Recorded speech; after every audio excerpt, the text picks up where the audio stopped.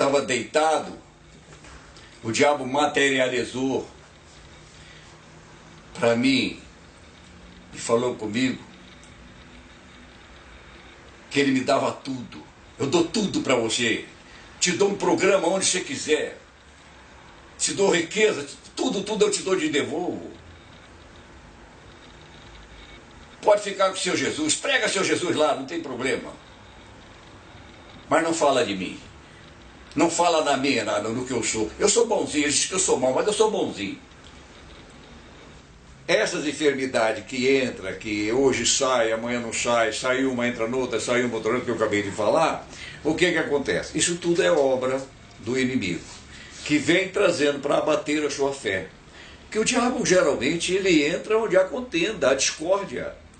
E se nós começarmos a discordar, eu vou dizer isso com muita autoridade, com muito conhecimento.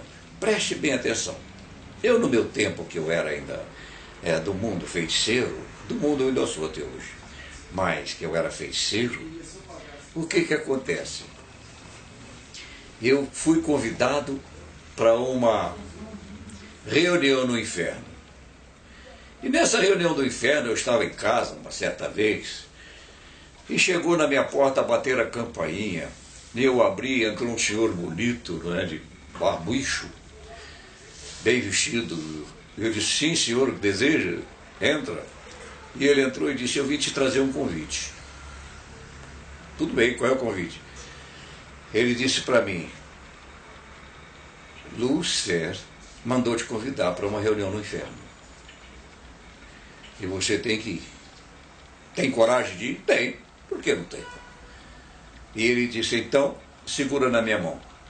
E eu segurei na mão daquela entidade, daquele homem, e nós mergulhamos na profundeza da terra. A terra parece que abriu e nós entramos lá. Para você ver como o diabo tem poder. Aliás, deixa eu retificar. Poder não, força. Que poder só tem um, Deus.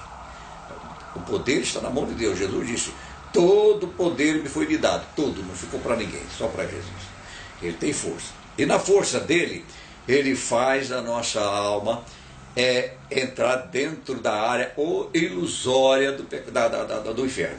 O que acontece? A terra abriu e nós evaporamos no seio da terra. Se foi espírito, não sei. Se foi corpo, não sei. Porque eu fiquei 48 horas, ninguém achou meu corpo. Eu tinha pessoas mais em casa. E ninguém achou meu corpo. Do jeito que eu deixei o relógio, eu sei que é 48 horas. Que todo o que acontecia comigo, eu parava o relógio. Era um cronômetro que eu tinha. Então, o que acontece? Fui para esta reunião. E nessa reunião, tinha vários demônios sentados. E um dos demônios disse para mim, a sua cadeira é essa aqui. Senta aqui. Literalmente, sua cadeira é essa aqui. E eu sentei naquela cadeira. E nós ficamos ali, esperando. Quando sentei naquela cadeira, um dos demônios veio de lá e disse, vem cá. Me levou na entrada. E eu passei pela entrada, mostrando grade de um lado, grade do outro e vários espíritos em prisão. Ali. Vários gritavam em prisão. Muitos até me conheciam, que frequentavam meu terreiro. Vários deles gritavam. Eu vi gente de toda a espécie, de todas as profissões, de toda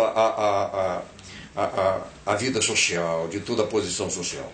Vi gente de toda espécie, que eu conhecia e que me conhecia. E gritavam, falavam no meu nome. Ali estavam os espíritos encadeados, esperando o dia do juízo, que disse Jesus no Apocalipse. Abriu-se um livro, abriu-se outro livro, e aquele que não foi escrito no livro da vida não foi entrada no céu. Então ele disse em Apocalipse, o inferno entregará seus mortos, a morte entregará seus mortos, a morte e o mar entregará seus mortos. Então o que acontece? Estavam todos ali aguardando o julgamento de Deus. Que eles não podem ir ao fogo, condenado a queimado uma vez, porque tem que esperar a condenação do homem lá em cima. Não existe condenação sem juiz. E o único juiz que pode fazer isso é Deus. Porque o diabo, ele não é juiz. O diabo não é juiz. O diabo é correligionário do pecado. Preste atenção. O diabo não é juiz. O diabo não julga. O diabo prende, porque ele é correligionário do pecado. Então, o salário do pecado é morte. É cadeia. Cadeia infernal. Então nós vimos aquilo ali. Depois voltamos à sala de reunião. Na sala de reunião, então veio Lúcifer, com o véu preto no rosto, e sentou na cadeira, na primeira cadeira, da cabeceira, e começou-se ali a reunião. Falam, outro mostra a estratégica como atacar o povo, principalmente cristão. Como atacar o cristão, como entrar. Então ele entra nos lares, olha, como eu estou falando, doença de um, doença do outro, não resolve. Porta fechada por um, porta fechada por um, não resolve. Então, qual é a ideia? Ele entra no lar. Primeira coisa que ele faz é ele lança no casal o anjo da discórdia, que é um demônio, chamado Veludo. Esse é o da discórdia. Você não é feliz, seu marido não é feliz, seus filhos não são felizes, ninguém é feliz, porque ele tem um tal de Exu Veludo, que é o demônio da discórdia, é o que rege a sua vida. Você precisa entender isso. Então, esse demônio trabalha no casal. Eu vou te contar um caso depois. Esse demônio chamado Veludo trabalha no casal, discórdia. E essa discórdia que está trazendo, traz a infelicidade, traz o prejuízo financeiro, traz o prejuízo da saúde. Quer dizer, esse problema de remédio, de saúde, esse é ele que está atuando. O que você precisa fazer? Olhar para Jesus, dizer a Jesus, procurar a Jesus. Jesus disse uma palavra muito interessante que você deveria entender isso. Preste atenção. Jesus disse assim: vinde a mim. Olha que convite, não é? Vinde a mim, todos cansados e oprimidos, que eu vos aliviarei. Todos cansados e oprimidos, que eu vos aliviarei. Está vendo? Você está cansado. Oprimido, né? Na tradução de sobrecarregado, outro oprimido, que é sobrecarregado, deprimido é a mesma palavra. Então, vinde a mim todos que estão cansados e oprimidos. Vinde a mim. Se você for a Jesus, essa subcarregação que está sobre você, esse sobrepeso que está sobre você, o que acontece? Seu sobrepeso, carga do inimigo chamado Veludo. Jesus então aparta, tira fora. Seu lar vai começar a clarear. A sua vida vai começar a clarear. Porque Jesus é luz. Jesus é vida. Jesus não é roxo. Jesus é vida. E vida com abundância. Foi o que ele falou.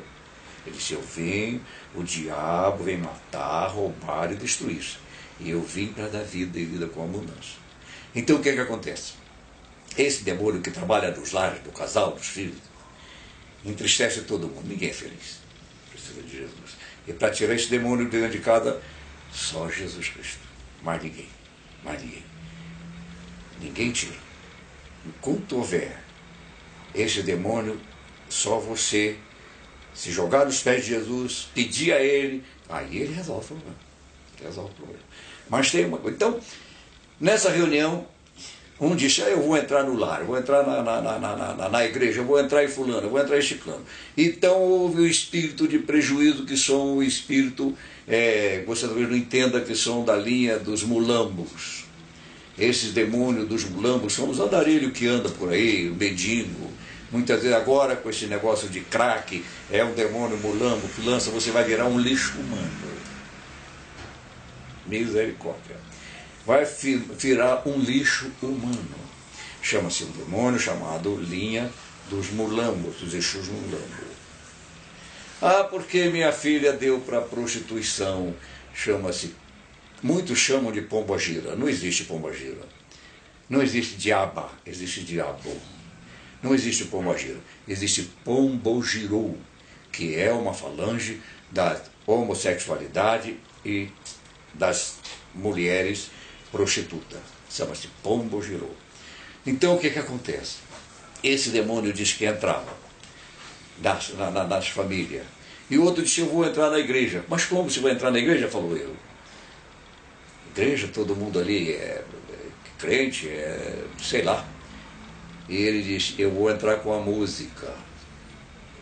Vou entrar com a música e eles vão louvar, me louvar, pensando que está louvando o homem lá de cima. E no fim, é tudo meu. Vou entrar no meio da jovem. Com a música eu vou entrar no meio do jovem. Vou acabar com as uniões de juventude dentro da igreja. Infelizmente ele entrou. Infelizmente ele entrou. Tudo isso passou lá. Passou no inferno essa reunião. No fim dessa reunião, esse Lúcifer que disse para mim, disse, olha, a sua cadeira é essa aqui. Quando você vir, está na hora, está perto de você vir para cá. Sua cadeira é essa, você vai ser um dos nossos aqui. Quer dizer, meu espírito, né? Você vai ser um dos nossos. Você não vai ficar encadeado não, porque você está condenado à diabologia, ao diabo. Você vai ficar aqui. Vai ser um dos nossos. Porque você está fazendo um bom trabalho. Tá bom? Não me interessava nada mais. Para mim, tanto fazia chover para cima como chover para baixo. Eu já era condenado ao inferno. Ninguém dava fé em mim. Minha própria família. Minha irmã era missionária. Chegou a dizer para a mamãe não orar mais por mim, porque eu já estava condenado ao inferno. Eu já era um condenado. Eu já era um demônio. A minha menor unha tinha 25, 30 centímetros, 14 centímetros por aí afora. Meu cabelo era grande. Minha cara era de demônio. Eu já era um demônio. Eu não tinha mais esperança. Ninguém tinha esperança. Os pastores que me conheciam a mamãe, que a mamãe sempre foi crente, não tem mais jeito. Esse é um demônio, vai acabar. E daquele... Eu era um demônio tão esquisito, mal, que uma vez eu cheguei em casa, tinha um culto lá em casa, e eu não suportava o negócio de culto. Falou em crente comigo, não gostava. E quando cheguei naquele culto, o pastor veio de lá com toda a alegria, com todo o gozo, e me abraçou e disse, bem-vindo. Bem-vindo, eu sou na minha casa, a casa é minha, a casa da minha mãe. Ele disse, não, bem-vindo ao nosso meio. Disse, hoje vai ouvir a palavra de Deus. Eu parei da palavra de Deus. Falei com ele, se seu Deus é maior do que o meu, se seu Deus for melhor do que o meu, me vencer. Ele disse, é. Eu tirei a camisa, peguei no porta-luva do meu carro, uma arma. E disse a ele, vamos ver se seu Deus é maior do que o meu. E vim para o pátio da onde estava o culto. Comecei a dar tiro para cima. E dizer, Deus, bota a cara do lado de fora que eu quero estourar seus miolos. E comecei a dar tiro para cima. De repente começou a trovejar, e as nuvens começaram a escurecer e trovejar. E quando eu digo, você faz barulho aí em cima, vem fazer barulho aqui embaixo. Se não é homem fazer barulho aí, vem fazer aqui embaixo. Aqui eu não quero você. E bota a cara numa posição que eu te acerto, bota a cara para ver se eu não te estouro seus miolos. E o pastor, deitado com a boca no pó, e só dizia assim, Senhor, tem misericórdia, não mate, não mate. Essa vida tem valor ainda para o Senhor. O Senhor vai ver o quanto ele vai servir o Senhor ainda. E ele orava, gritava, batia com a cabeça no chão. E ele intercedendo por mim e eu desacatando a maior autoridade do universo, que era o Senhor. E ele intercedendo, como Jesus fez. E de repente, irmão, deu um tiro para cima. Caiu uma fagulha pequena, como se fosse uma fagulha de cigarro, um fósforo apagado. Você já viu um fósforo apagado? Caiu do lado direito do meu carro. Caiu aquela fagulhazinha, deu um estouro, fez uma cratera de 1 metro ou 2 metros de diâmetro, por 2 metros de fundura, 1 metro de diâmetro por 2 metros de fundura. E queimou todo o lado do carro. Eu guardei a arma, fui ver o que era. E pensei, puxa, esse Deus é poderoso. Se essa fagulha caiu no cimento, fez esse estrago todo, se cai na minha cabeça, eu estava morto. Mas Deus ouviu a oração daquele homem. Intercedeu, ele mostrou o poder dele. Ele disse, o meu poder é uma fagulhazinha pequenininha, mas faz um estrago. E você dei mais de 15 tiros, 12 tiros para cima, não houve nada. Nada aconteceu. Deus é bom. Eu fui embora, larguei aquilo para lá, fui embora, fui cuidar da minha vida. Mas eu vim com a cabeça quente. Aquilo não saía da minha cabeça. Eu vim na estrada dizendo, Deus é poderoso. Deus é poderoso. Cheguei aqui em São Paulo, fui para o centro, fui lá para dentro do meu camarim, e quando o meu cambono chegou, disse, pai, gira hoje vai pegar fogo. Pai, Deus é poderoso. Eu disse, papai, não pode falar isso aqui. O senhor sabe que aqui o poderoso aqui não é Satã? É, rapaz, eu sei que Deus é poderoso. Mas antes disso eu fui para o hotel, não conseguia dormir. Andei a noite toda falando, Deus é poderoso, Deus é poderoso, Deus é poderoso. Eu ia deitar, eu tinha de acordar, Deus não me deixou dormir. Enquanto eu não confessei que Ele é poderoso. Ele é poderoso para destruir a obra de Satanás. Ele é poderoso para destruir a obra de feitiçaria. Ele é poderoso para destruir todas as obras maléficas. E é poderoso também para queimar todo o pecado. Preste atenção. Então o que acontece? Aquele homem que eu desacatei, ele intercedeu por mim. E de lá para cá, sei lá, alguma coisa estava acontecendo. Porque Deus é poderoso. E esse Deus que eu prego é poderoso, esse Deus que eu estou falando dele aqui agora, é um Deus que me tirou do inferno. É um Deus que estendeu a mão e me arrancou do inferno. Mostrou o poder dele, que o meu poder, o poder do meu diabo não era nada. Diabo não é nada. Deus sim, Deus é todo poder.